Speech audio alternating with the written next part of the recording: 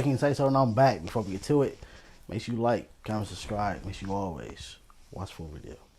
Young Slo-Be was supposed to be the first street rapper to make it out of Stockton, California and hit the mainstream, but instead he stuck around the city too long and got killed in a wild situation.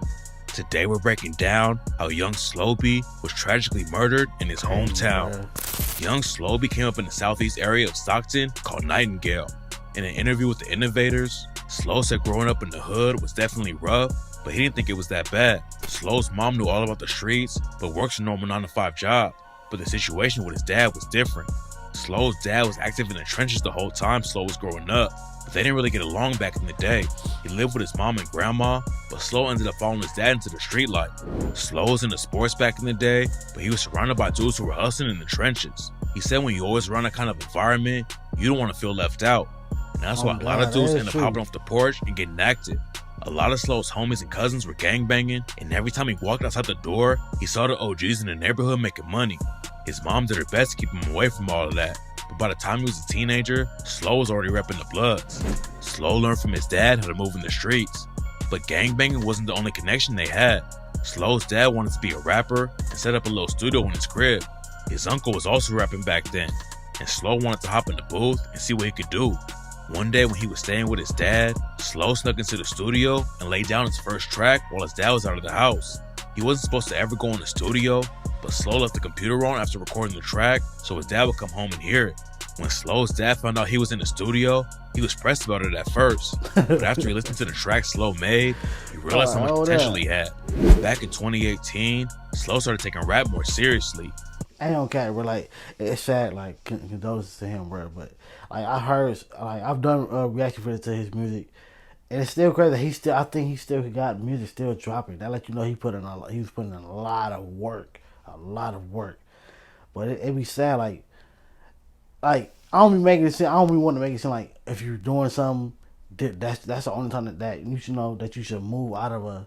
If your surrounding is dangerous, move out. If you got something going, you should do that regardless. If this not where you want to be, get up out of there if you can. And I'm never making it seem like it's just easy done because, hey, trust me, I want to move to a place. The place I want to move to is not easy to move into because, hey, it's not. It ain't cheap, bro. California and LA is not cheap, but, bro, not to make it seem like only if you got something, but especially if.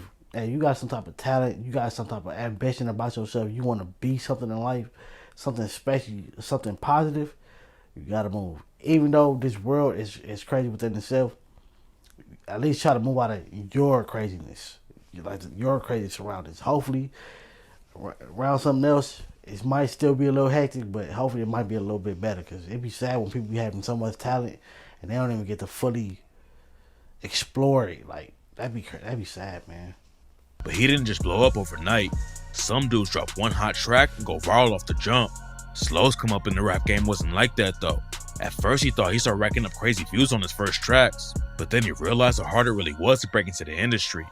He was only getting a few thousand views on his songs back then, and there were a few times when Slo thought about giving up on the rap game completely. He talks about how tough it was at first, but then Slo realized he just had to keep grinding and investing in himself if he was gonna make it work. I didn't pop, bro. I had to learn, nigga. It's levels to this shit, bro. You got to put in your work. You got to invest in shit, bro. After a while, Slo started picking up a buzz in the local area. He had his name popping in Stockton, but linking up with rappers from other cities is what really helped him get popping. Back in 2019, he linked up with a Sacramento rapper named Briss, and their track 2142 popped off and racked up a few million plays. Briss grew up in Sacramento and repped the Fruit Ridge Bloods, and just like Slo, he was in the streets way before he ever thought about becoming a rapper. Briss was outside hustling and trying to get his money up, but everything changed for him after one of his best friends got killed. Young Slo-Be knew that he needed to switch things up and find a way out of the trenches, and that's when he linked up with his cousin Mac J. Mac J came up in the streets of Sacramento too, but then he hopped in the booth and started making connections in the industry. Mac had watched one of his dad's friends bleed out on their front porch and knew he didn't want to go out the same way. He started making music in a family member's garage while he was still in high school, but it didn't work out at first and he fell into the trenches too. Back then, Briss was neck deep in the trenches, but Mac was still hitting up the studio every chance he got. Both of them were going in and out of jail a lot, but Mac knew he didn't want to stay in the streets forever. After he got his name popping in Sacramento a little bit, he finally convinced Briss to hop in the booth too. And in 2016, they racked up a few 100,000 views on their track Non-Stop. That was enough to make Briss realize rap could be his ticket out of the streets, but it still took a few years before anything changed for him. 2019 is when Briss linked up with Slo, and he had a couple of solo tracks that ran up crazy numbers too. It was the biggest year for Slo and Briss yet, but it also sparked a wild beef that allegedly got both of them killed. In 2019, a rapper named Uzi Marcus took shots at Briss on the track 42K and rapped, "Keep it real, you niggas ain't killed a fly, and if it's money on my head, why the fuck I'm still alive? You niggas ain't popping shit, they're really just talking shit. Where they at? I'm right here on 42nd with the stick. Lil Briss, he a pussy, and Lil Danny, he a bitch. Keep playing, I'll be outside your grannies with the switch." After 42K dropped, Briss allegedly clapped back but sparked a fuse and raps, "Y'all just sparked a fuse, that mean it started back. I ain't tripping off the funk, it been a part of that. Hit his starter cap and make him fall and push his starter back. I just bought a strap, if it don't kill you, it'll cause a heart attack." Mac J claims it wasn't a diss track. That didn't keep the beef from heating up. Uzi and Briss weren't the only dudes involved in the situation though, and it actually all started with some drama. That's why we saying, bro, them diss tracks they don't get you nowhere, bro. They won't get you nowhere, bro. Like, people gotta understand, like, you can't try to live like living in the spotlight and doing like living the street life. It don't work, bro. It does not work. Yes, it's a handful of artists who have street ties. Yes, we all know this, but bro, like, look how many of them did not make it. Look how many didn't even get that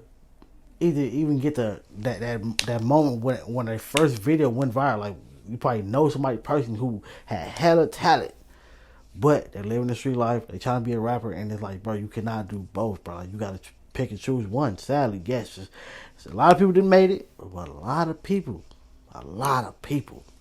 did not, bro. Because it's not 100% guaranteed that it's gonna work, bro. Like, try to like think about it. When you trying to become a rapper, right, or you trying to do something on the internet, you're putting your face in front of millions of people who you don't know. You don't know these people, what they look like, nothing. But they know what you look like. See? Between seeing Mel Lavish D and another rapper named Mozzie.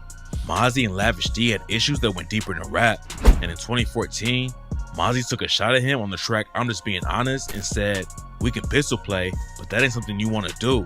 I'm just being honest. Lav never caught a body. I'm just being honest." Then one of Lavish's homies shot a music video on Mozzie's hood, and Mozzie clapped back with another diss track called "The Truth." The beef was getting everybody views and making the music go up, but it also had deadly real-life consequences. In the video for "The Truth," Mozzie was calling out his ops by name, while his homie Zilla Zoe was right there next to him. And just a few hours after the video came out, the ops caught Zilla lacking and shot him to death. Then Lavish and his homie spotted Mozzie's manager in the mall and jumped him, which ended up getting Lavish a 6-year sentence after the video came out. Lavish going behind bars wasn't the end of the violence though, and even more people were about to die over the situation. In May 2014, Mozzie's homie Jacoby James was at a kid's birthday party when two shooters rolled through and killed him on the spot. Two of Lavish's homies were booked for the murder, but skated on it because there wasn't enough evidence. Then Mozzie lost another homie when Lavish's crew allegedly shot and killed a dude named Shaquem Murray outside a different party. The beef kept heating up, and rumors said that Mozzie's crew tried to use a woman to set up one of Lavish D's homies. They figured out what was going on though, and ended up killing her before Mozzie's goons could get the drop on them. Then in 2016, Lavish's homie Stunna D was leaving the party when the ops caught him and left him dead in the street. He wasn't the last guy in Lavish's camp who got hit up though. In June 2017, his homie Prince Straight Out was outside a liquor store when someone ran down on him and shot him 8 times. Luckily, Straight Out made it out alive. But just a couple months later, Lavish D got caught up in a situation that left an innocent man dead. Lavish D had been locked up for a while after putting hands on Mozzie's manager. But in August 2017, he was out with an ankle monitor and went to a music video shoot for a rapper named Slo-Be. Slo-Be had issues with Mozzie too, and while they were still filming the video, someone rolled through and started letting out shots into the crowd. 5 people were shot and taken to the hospital, but a 49-year-old bystander named Ernie Cadena got caught in the crossfire and was pronounced dead at the scene. According to rumors, Mozzie put a bag on Lavish D and Sebo's head, and 3 of his homies ended up going down for the shooting. By the time Briss and young Slo-Be were popping off, the streets of Sacramento were already bloody from both sides of the war. Briss wanted to leave the streets behind after the music started popping, and in an interview with Thizzler, he said he had to stay alive for his kids. Young Slo-Be and Briss were tight for real and weren't just linking up in the studio for more views. They wanted to put on for the West Coast together. But then in 2020, the beef caught up to Briss and he was brutally murdered in his own city. In June 2020, Briss was driving his whip down the street when someone caught him in traffic and started chasing him. Briss crashed into a pole and hopped out on foot to escape, but the ops were already on him and left him dead with a shot to the back. After it went down, everyone thought Mozzie Screw was behind the hit. It turns out that Briss and Uzi Marcus weren't just rap beefing. They had some real life drama going on too. According to rumors, Briss used to date Uzi's baby mama, but they split up, and she started dating Uzi to get back at Briss. It looked like Uzi had a lot of reasons to take Briss out, but then a dude named Moses Hirschfield ended up getting charged over the shooting. He doesn't have any ties to Uzi or Mozzie, but he was allegedly affiliated with another set who had tension with the Fruit Rich Bloods that Briss was repping. Briss getting killed like that was a huge loss for Slo. Both of them knew that street politics could hold him back, and in his interview with the Innovators, Slo said that rappers should definitely get out of their city after they blow up. Slo kept up the momentum after Briss died and kept up. Not even after, bro. Like, why you're trying to do it? Like sometimes you don't make it. Sometimes before you blow up, you're already gone. Sometimes a lot of artists, they blow up when they're gone.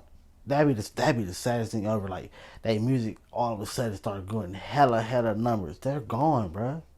They're gone. I mean, yes, still go play the music because that music is gonna, help, sadly, bury them or feed their family. But, bro, it's too late. Like, if you're trying to make it, you gotta move, bro. You gotta at least, or if you can't move, stay out the way. Try to stay out the way. You can say that. Try, because the only thing we can do in this life is try. Nothing's 100%. But not for new projects. Then in 2021, he went viral on TikTok with the track I Love You. After spending years trying to kick in the doors to the industry, Slo was finally on his way up. He had enough clout to start touring and leave Stockton behind. But instead of listening to his own advice, he stayed in his hometown and it ended up getting him killed. In August 2022, police responded to a report of gunfire in Manteca, California. And when they pulled up to the scene, they found young Slo-Be dead. Nobody's been booked for his murder, but there's a couple popular rumors about what went down. After he linked up with Briss, young Slo-Be had issues with Mozzie and his whole crew in Sacramento. He wasn't beefing with them on the same level as Briss and Lavish D, but there was definitely some drama there, and some people think Mozzie and his people were involved in getting Slo killed. Slo didn't just have issues with dudes from out of town though. Slo repped a crew called EBK, and started beefing with another set called the Flyboys. EBK was a newer crew, and rumors said that the Flyboys weren't cool with them repping the Nightingale area when some of the members allegedly weren't even from around there. There's no evidence that the Flyboys were behind young Slo-Be's death, but after a dude from the Flyboys named DeMar was killed, Slo's homie Trey B hopped on social media to clown him over the situation. The last theory about young Slo-Be's death is that it didn't have anything to do with gang politics. According to rumors, his baby mama had a boyfriend, but was still hooking up with Slo. When the other dude found out, he allegedly got so heated about the situation that he shot Slo over 20 times. Nobody knows exactly what went down yet, but we do know the rap game lost another talented artist before they had the chance to really have a career. Young Slo-Be was finally getting to the level he always wanted to be at, but tragically, he never made it out of Stockton. God, that's sad, bro. Condolences to everybody that was lost in this video, man. Catch the next one.